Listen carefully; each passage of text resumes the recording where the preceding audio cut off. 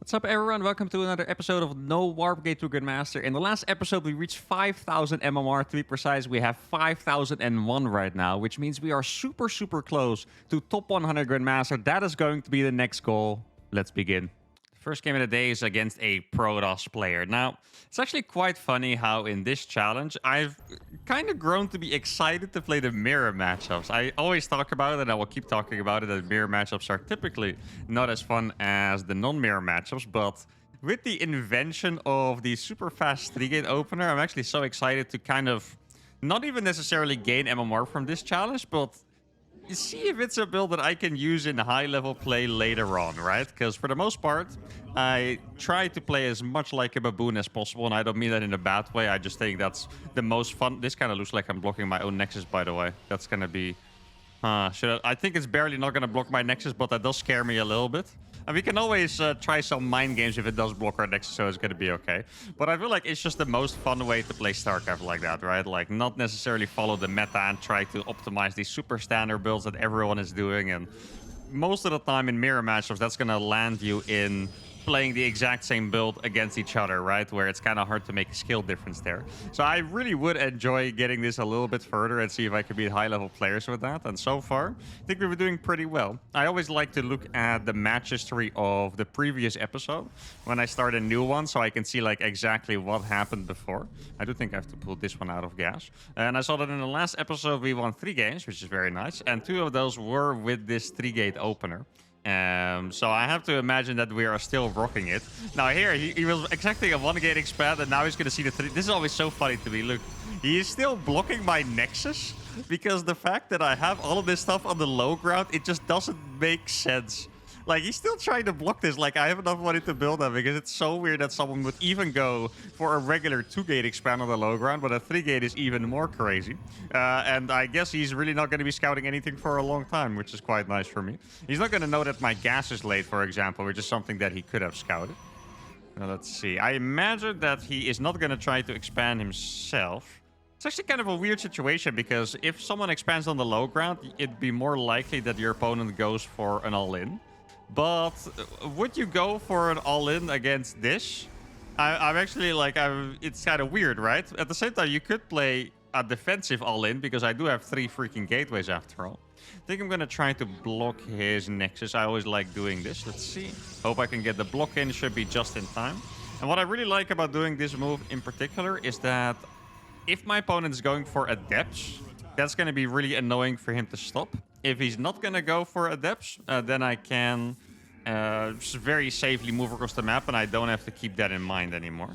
Let's see. Okay, so it's 2 Stalkers. What I'm going to do is I'll just go for a 3 Stalker expand.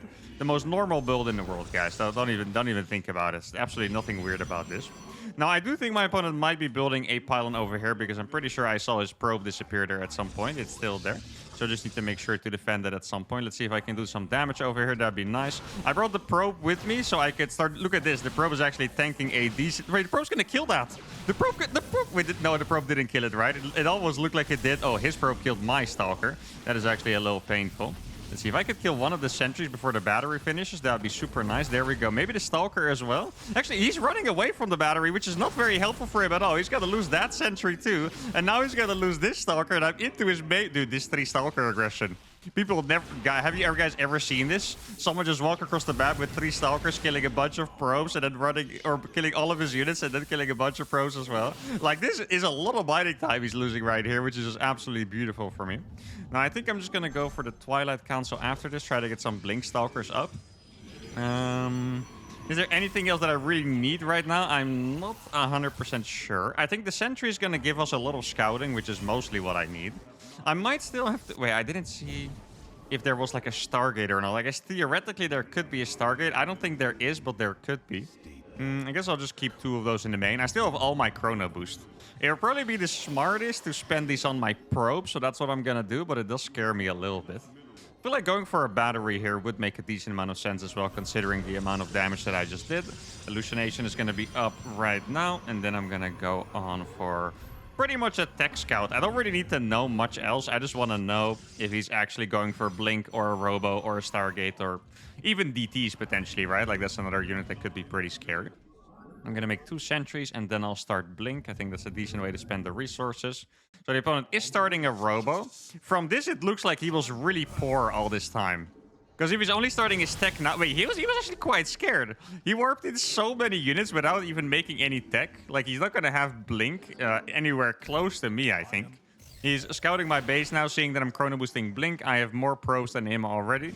And he's not really going to enjoy seeing any of this. And once again, guys, I think our legendary invention of, the freaking 3-gate opener is going to put us ahead against the high-level Protoss player.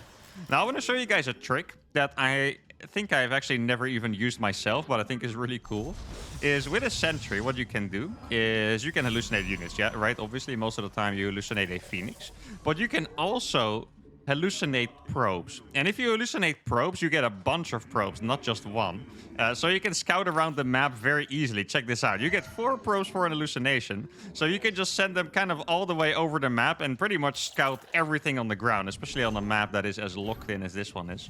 Now, I do want to make a Robo because I don't want to die against DTs. I had that happen to me recently. I think it was in the tournament match I played against Gerald.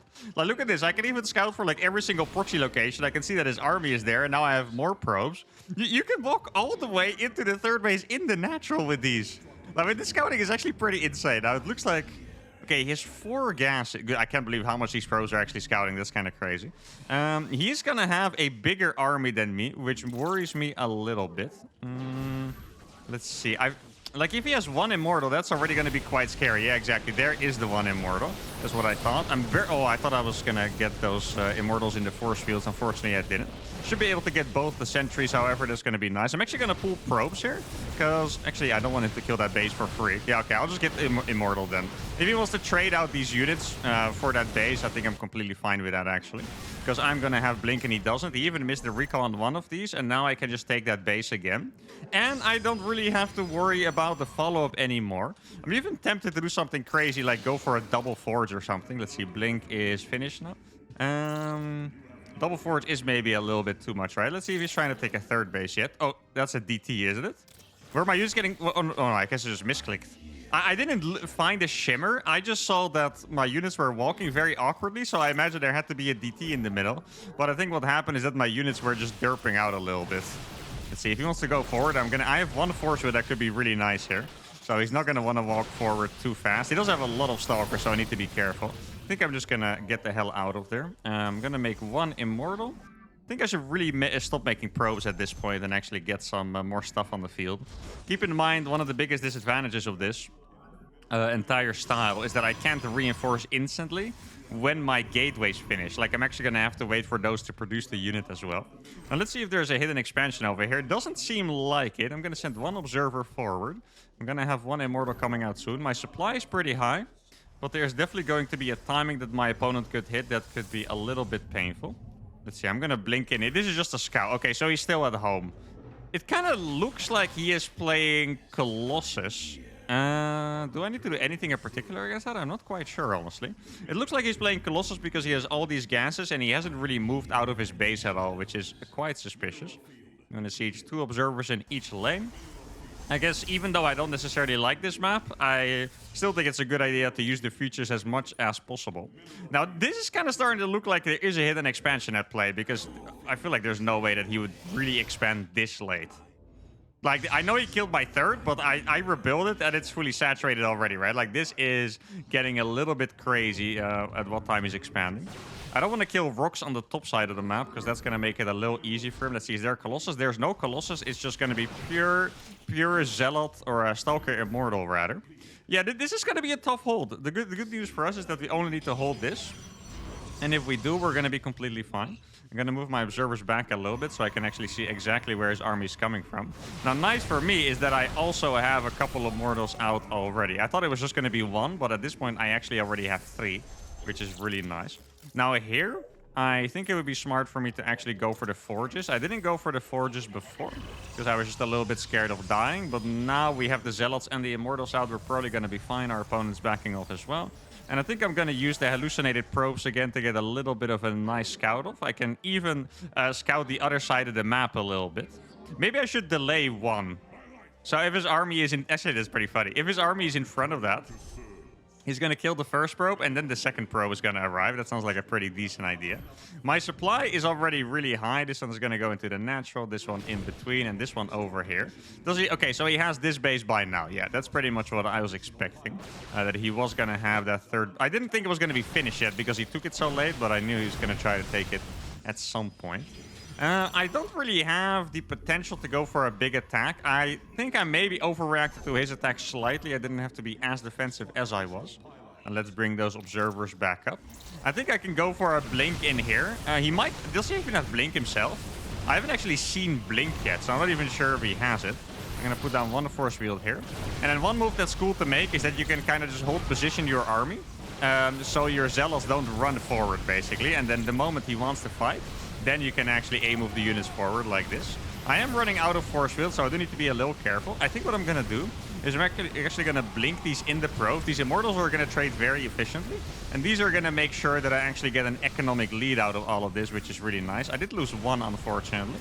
These zealots are going to help me a bit as well. Let me make sure to target that battery first. Get the upgrades as well behind it. I do think I should not reinforce with the rest of these. What do I make behind this? I kind of want to make Storm just because it's absolutely crazy. I did win a game playing Storm against PvP for the first time. Like, people never play Storm with PvP, but it's actually a pretty cool move. I think in Brood War, I saw it a couple times that people would play Storm. I still have one Stalker left. He might try to use his probe to kill that. Exactly, let's see. If he doesn't have Stalkers around, I could buy some time with this. Look. No? Oh, that would have been so nice if I actually could have juked him. Okay, I'm going to go for... Oh, these were actually unintentional, but this is kind of nice, actually.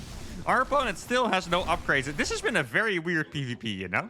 And surprisingly, not just because of me, my opponent's also making it a little weird. It's kind of like he's been, I guess, kind of all-inning me, but not really all this time. Like, his eco has been worse. He hasn't made any upgrades, but he is actually still macroing. Now, I'm going to send an Illustrated Phoenix to check the left side of the map, and then I'll also send one to the middle.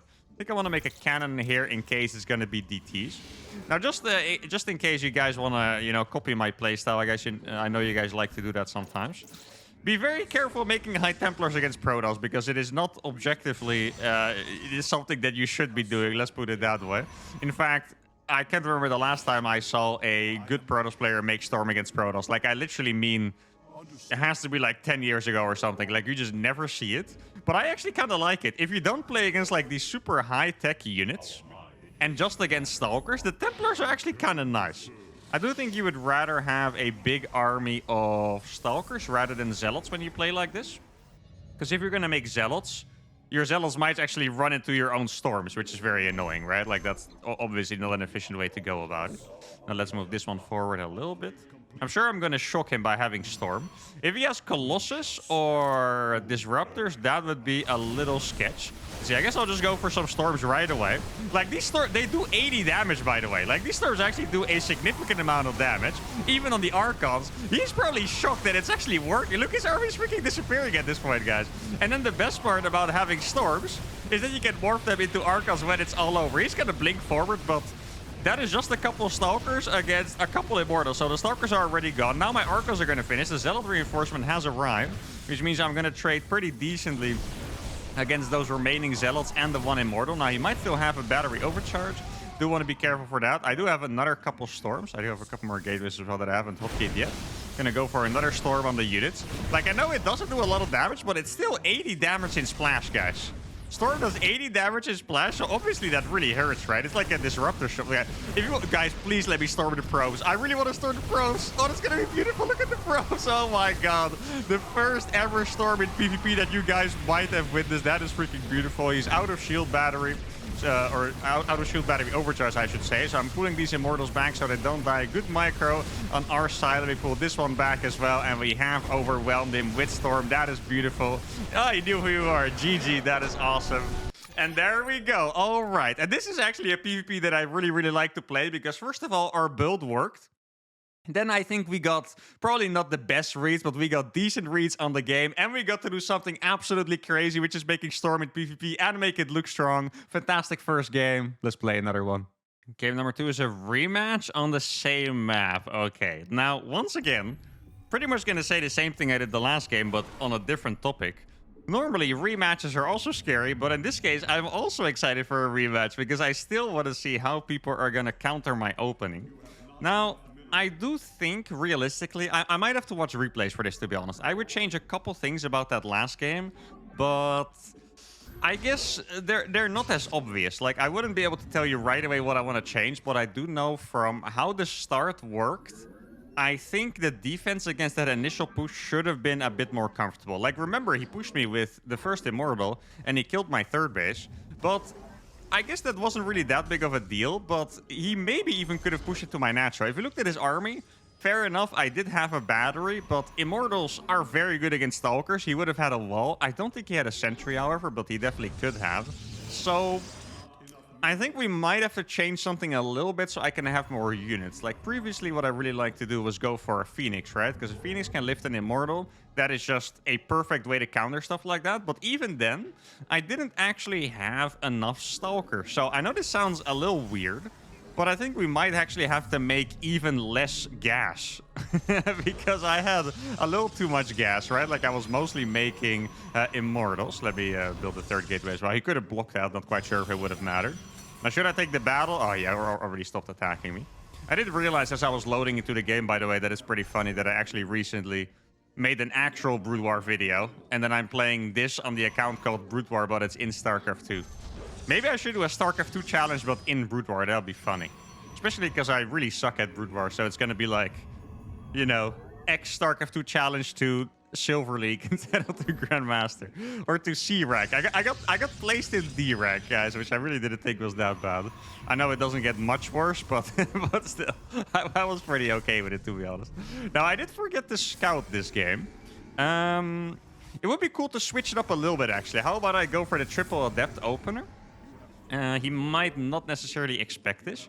I do think it's a little scary that I didn't scout, because now I don't know if he could be proxying a robo right now. I have no idea how many pylons he has in his main base. I don't know if he's working with 2 or 3 pylons, whether he went for a 1-gate expand. So that's a little bit of an oversight by me. But then again, I guess you do always have to kind of try and fail with a lot of these builds, right? I mean, it's the same if you play quote-unquote normal StarCraft. Like, you still have to try a lot of builds, a lot of different strategies, a lot of different unit movements to actually learn how your freaking build works. If you don't try those things, then you're never really gonna get anywhere. Now, I think I'm gonna go for 3 Sentry, and then I'll go, or 3 Adept, and then 3 Sentry right away. Last time I played Mass Adepts, I did lose one of the games I played, and it was because I made too many Adepts and I didn't actually have enough to deal with a bunch of Stalkers. Now, let's see. Yeah, okay, you actually didn't expect the Adepts. That is cool. I think I'll just go for the Sentry first, and then I'll start getting on top of the probes. This is a... Oh, that's actually a bad misclick there. Make sure to target that one, because this one is a one-shot already. Gonna kill a Sentry and 3 probes. And in the end, this was probably a decent trade. It's a little hard to say, but I think it's a decent trade because I still have my Chrono Boost. I can get my own probe count up pretty fast. And I have 3 Sentries and then 3 Stalkers coming up, so we should be safe against this attack. Especially considering the fact he made a battery. Oh, don't forget, by the way. I mean, I'm talking to myself here because I was the one that was forgetting it. We killed his Sentry, which means that he cannot scout my base. Is there something I can do to possibly abuse that? I'm not quite sure. I think I'm going to go for the probe hallucination just so we can, you know, be sure that nothing's fishy going on here. There we go. I'm scouting his base with this Phoenix. I do think I'm going to go for the Twilight Council still. And then we'll see what our homie here is up to. It doesn't actually have anything suspicious yet. I haven't even seen the Robo yet, which is surprising. And if you look at the economy, guys, we are ahead in economy once again. I think I'm going to go for a slightly faster Robo this time. That is not a crazy idea. Okay, let's see. I'm going to move the probe in here now. It looks like he saw one of the probes. Saw this one as well. So now my probe is going to sneak in. Dude, these probes are actually so freaking nice. I did see that he had a couple of depths there, by the way. That's something that we shouldn't forget. So I was going to go for a Twilight Council now. I don't think I need the Robo anymore. I mostly made it because I was afraid it could be like proxy DTs or something, but I don't think I'm actually going to need it. I also didn't make a battery this game, which is a little crazy. Let me just wall this off with my pylon. That's what that probe was for, of course. And I'm going to cancel it right away. And we might be able to get a catcher. Let's see, can we get that one? Okay, we do get at least one of those. That's nice. I'm going to start my blink now. I do need another probe here because I want to make my third base, but obviously don't want to leave the gap open against Adepts shading in. Gonna make an observer, send it across another pylon. And for some reason, this build already felt a little bit smoother. I think it's probably because the triple adept followed by the triple sentry, it balances out the resources a little better. So I guess maybe the follow-up felt a bit smoother because of that. Like I was able to actually get a decent amount of units out and stuff.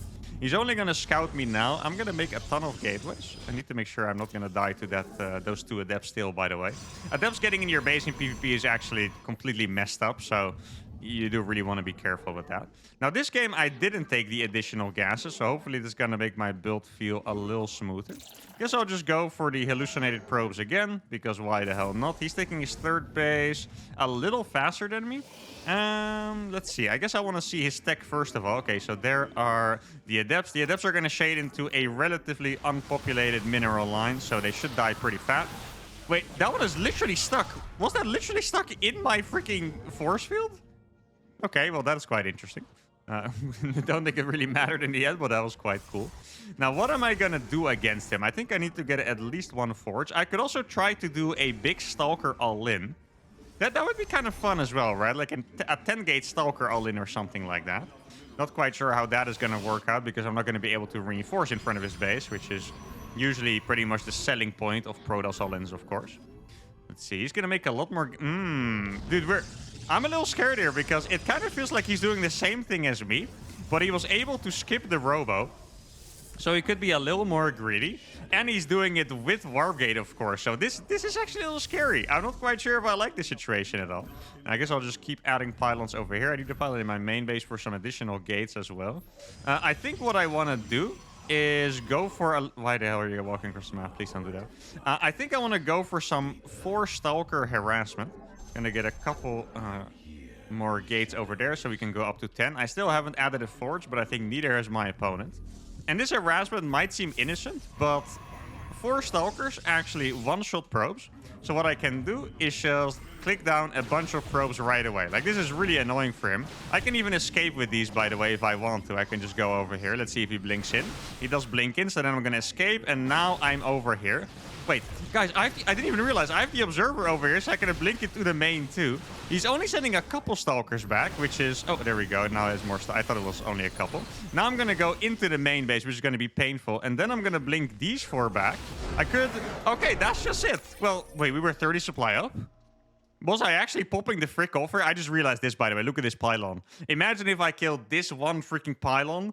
That would have ruined his entire strategy. I was about to click on it instead of killing the probes because I realized it would be good. Oh, he was actually going to defend this. Like, honestly, guys, I know he was getting a little supply block, you can tell, because I don't think I killed a pylon, but I did kill probes, so he was actually pretty heavily supply blocked. That probably cost him this attack. If he wasn't supply blocked, he could have warped in here way faster.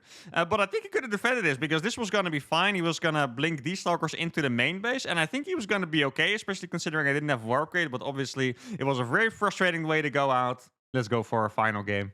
We're playing against another Protoss. All right. Now, at these higher MMRs, I guess it is to be expected that you play against a lot of Protoss. Grandmaster is usually infested with a mass horde of Protoss players, so that makes a lot of sense. And I guess it's really nice for us that this is the first challenge in which we are truly enjoying the PvP, because we are going to get a lot of that.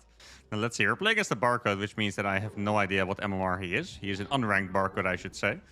So he's even more mysterious. I guess... I mean, I didn't queue for that long, so I have to imagine he's going to be around my MMR. So I would say between 4.6 and 5.4k is a reasonable assumption. Now, we did just break top 100 Grandmaster MMR, so that is very, very awesome. Our next goal is going to be top 50. Keep in mind, we are going to keep going until we are, you know, well and truly stuck. Not if I lose a couple of games, but if we're really stuck, then, you know, we have finished the challenge. And I think... we can still get a little bit higher. I think right now we're on like a, I don't know, 5, 6, 7 winning streak. Doesn't mean we're necessarily going to win this game, but at least, you know, the potential is still there to get those streaks, which means we are good.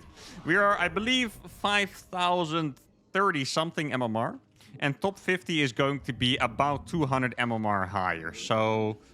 there's definitely a lot of work to be done, but I guess we'll see. I mean, for example, if you look at the Planetary Resurgent Master series, we also got way higher than anyone would have expected. So it's, yeah, I guess it's always going to be very, very hard to predict what really is going to happen here. You might try to take my gas, so I'm just going to hold position this probe over here. It's probably quite surprised that I haven't taken it yet. In fact, he's trying to block it himself because he imagines that I want to take it. But honestly, I don't really need it yet. I'm playing 3-gate here. Guess at some point I do want to get it. So I'll just Chrono Boost my Nexus again and send one probe to kill it. He's probably very surprised that I'm still not taking it because I could have taken it there, but I actually just didn't want it yet. Okay, there we go. He's going to go to the low ground, and then he's going to see that I'm going for the legendary, which by now should really be famous, even though it isn't, the legendary 3-gate opener. And I think I make 2 more probes. This is exactly the right amount. I'm going to have perfect saturation on my main, and I will have another probe to check over here. Now, let's see if I can see any adaptation or anything from his side. I want to see if there's an extra pylon. If the pylon is not... Okay, the pylon is there, so then I'm going to go for the adept build. I feel like he's chrono boosting... That is actually a rather unusual move, I have to say. What I'm going to do is I'm going to scout around the bases a little bit with these probes. Like, I don't need to rush in taking my Nexus anyway. Especially with the warp gate being chrono boosted. So I'm just going to check around in some more obvious spots.